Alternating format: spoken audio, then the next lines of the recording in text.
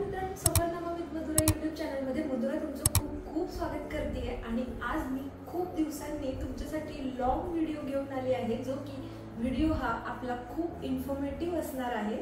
तर आज आपण भारताचे राष्ट्रगीत जन गण मन यांची माहिती पाहणार आहोत। जन गण मन हे राष्ट्रगीत रवींद्रनाथ टागोर यांनी लिहिले आहे हे सर्वांनाच माहिती आहे, पण त्याबद्दल आणखी माहिती घेण्यासाठी हा व्हिडिओ शेवटपर्यंत नक्की पाहत राहा। भारताचे राष्ट्रगीत ही प्रत्येक भारतीय नागरिकासाठी अत्यंत अभिमानाची गोष्ट आहे। तर चला मग जाणून घेऊया भारताच्या राष्ट्रगीताची कथा आणि इतिहास। 1911 रोजी कवी रवींद्रनाथ टागोर यांनी या गीताची रचना केली। जन गण मन हे गीत सर्वप्रथम 27 डिसेंबर 1911 रोजी म्हणजेच भारतीय राष्ट्रीय काँग्रेसच्या कलकत्ता अधिवेशनामध्ये हे गीत सादर करण्यात आले होते। जन गण मन हे गीत आपल्या राष्ट्राची एकता, विविधता आणि गौरव याचे प्रतीक आहे। या गीतामध्ये भारताच्या भौगोलिक आणि सांस्कृतिक विविधतेचा गौरवपूर्ण उल्लेख आहे आणि तसेच हे गीत भारतातील सर्व धर्म, पंथ आणि भाषांचे प्रतिनिधित्व करते।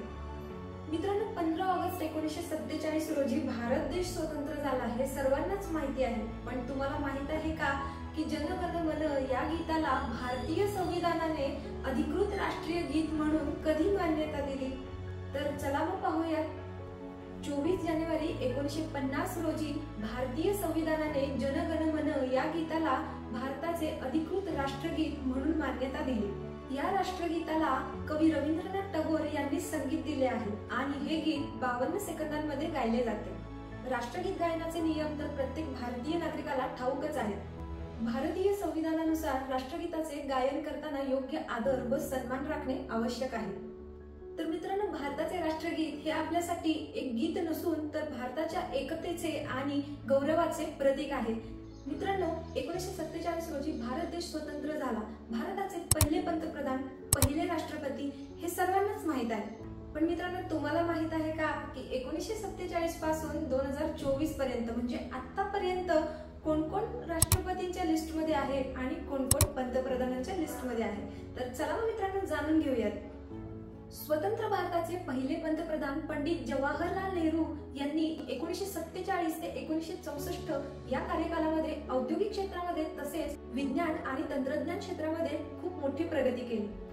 पंडित जवाहरलाल नेहरू यांच्या निधनानंतर लाल बहादूर शास्त्री यांची नियुक्ती पंतप्रधानपदी केली गेली। 1964 ते 1966 या त्यांच्या कार्यकालामध्ये आपण पाकिस्तान विरुद्ध 1965 मध्ये युद्ध जिंकले आणि त्याचप्रमाणे जय जवान जय किसान या घोषवाक्याने सुद्धा ते प्रसिद्ध आहेत। लाल बहादूर शास्त्री यांच्या निधनानंतर गुलझारीलाल नंदा यांची हंगामी पंतप्रधानपदी नियुक्ती केली गेली आणि त्यानंतर इंदिरा गांधी यांची पंतप्रधानपदी निवड झाली। इंदिरा गांधी या भारताच्या पहिल्या महिला पंतप्रधान म्हणून ओळखल्या जातात। हरित क्रांती तसेच बँक राष्ट्रीयकरण यासारख्या महत्त्वाच्या निर्णयांमध्ये त्यांनी योगदान दिले आणि त्यांचा कार्यकाल 1966 ते 1977 आणि 1980 ते 1984 हा आहे, परंतु 1984 मध्ये त्यांची हत्या करण्यात आली। भारताचे पहिले गैर काँग्रेस पंतप्रधान मोरारजी देसाई यांची पंतप्रधानपदी निवड झाली आणि त्यांनी कठोर आर्थिक सुधारणा घडवून आणल्या। 1979 ते 1980 या सालामध्ये चरण सिंग यांची पंतप्रधानपदी निवड झाली। ते शेतकऱ्यांचे नेते म्हणून ओळखले जातात। शेतकऱ्यांच्या हितासाठी त्यांनी अनेक निर्णय घेतले होते। 1984 ते 1989 या सालामध्ये राजीव गांधी यांची पंतप्रधानपदी निवड झाली। ते सर्वात तरुण पंतप्रधान म्हणून ओळखले जातात। त्यांनी तंत्रज्ञान क्षेत्र तसेच दूरसंचार क्षेत्र यामध्ये प्रगती घडवून आणली। विश्वनाथ प्रताप सिंग हे 1989 ते 1990 या काळामध्ये पंतप्रधानपदी होते आणि त्यांनी आरक्षण प्रणालीमध्ये मोठे बदल घडवून आणले। 1990 ते 1991 या काळामध्ये चंद्रशेखर यांची पंतप्रधानपदी निवड झाली आणि ते खूप अल्प काळासाठी पंतप्रधान झाले होते। या काळामध्ये भारताला खूप आर्थिक संकटातून जावे लागले।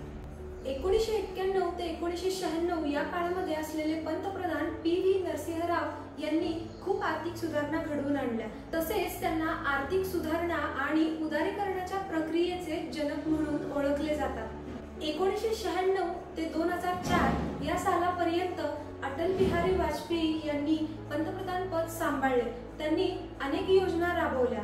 त्यांच्या नेतृत्वामध्येच भारताने पोखरण-2 ही परमाणु चाचणी केली आणि तसेच त्यांनी पंतप्रधान ग्राम सडक योजना आणि स्वर्णिम चतुर्भुज योजना सुरू केली। 1996 ते 1997 या काळामध्ये एच.डी. देवेगौडा यांनी पंतप्रधान पद सांभाळले। यांनी शेतकरी आणि ग्रामीण विकासासाठी योगदान दिले।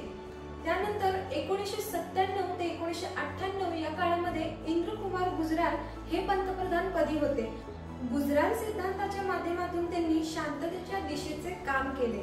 त्यानंतर 2004 ते 2014 या सालामध्ये भारताचे पहिले सिख पंतप्रधान म्हणजेच पंतप्रधान मनमोहन सिंग यांची पंतप्रधानपदी निवड झाली। यांच्या कार्यकालामध्ये भारताने आर्थिकदृष्ट्या खूप मोठी प्रगती केली आणि पंतप्रधान नरेंद्र मोदी यांची 2014 मध्ये पंतप्रधानपदी निवड झाली आणि ते आजपर्यंत म्हणजे 2024 या सालापर्यंतचे पंतप्रधान आहेत। पंतप्रधान नरेंद्र मोदी यांच्या नेतृत्वामध्ये भारताने अनेक योजनांची अंमलबजावणी केली आहे, जसे की मेक इन इंडिया, स्वच्छ भारत, डिजिटल इंडिया, आत्मनिर्भर भारत यासारख्या अनेक योजनांचा यामध्ये समावेश आहे।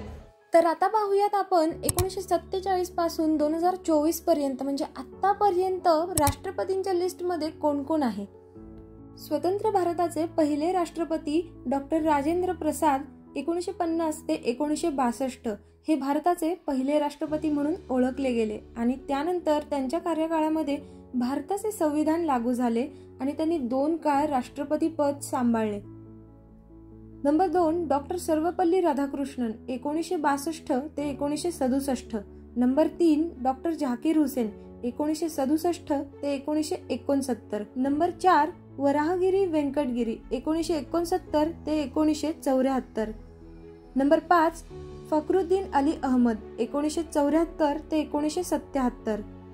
नंबर 6 नीलम संजीव रेड्डी 1977 ते 1982। नंबर 7 ज्ञानी झैल सिंग 1982 ते 1987। नंबर 8 रामस्वामी वेंकटरमण 1987 ते 1992। नंबर 9 डॉक्टर शंकर दयाल शर्मा 1992 ते 1997। Number 10 KR. नारायणन 1997 ते 2002। Number 11 doctor A P J. Abdul Kalam 2002 ते 2007। डॉक्टर कलाम हे मिसाईल मॅन म्हणून देखील ओळखले जातात। हे एक वैज्ञानिक होते आणि भारतीय अंतराळ आणि क्षेपणास्त्र कार्यक्रमात महत्त्वाची भूमिका बजावली। नंबर 12 प्रतिभाताई पाटील 2007 ते 2012। प्रतिभाताई पाटील या भारताच्या पहिल्या महिला राष्ट्रपती होत्या। त्या राजस्थानच्या राज्यपाल म्हणूनही कार्यरत होत्या। नंबर 13 प्रणव मुखर्जी 2012 ते 2017। नंबर 14 रामनाथ कोविंद 2017 ते 2022। नंबर 15 द्रौपदी मुर्मू 2022 ते आतापर्यंतच्या राष्ट्रपती। द्रौपदी मुर्मू या भारताच्या पहिल्या आदिवासी महिला राष्ट्रपती आहेत। त्या झारखंडच्या राज्यपाल म्हणूनही कार्यरत होत्या। तर मित्रांनो, खास स्वातंत्र्य दिनानिमित्त बनवलेला हा व्हिडिओ तुम्हाला कसा वाटला हे मला कमेंट करून नक्की सांगा आणि व्हिडिओ आवडल्यास चॅनलला लाईक, शेअर, सबस्क्राइब करायला विसरू नका।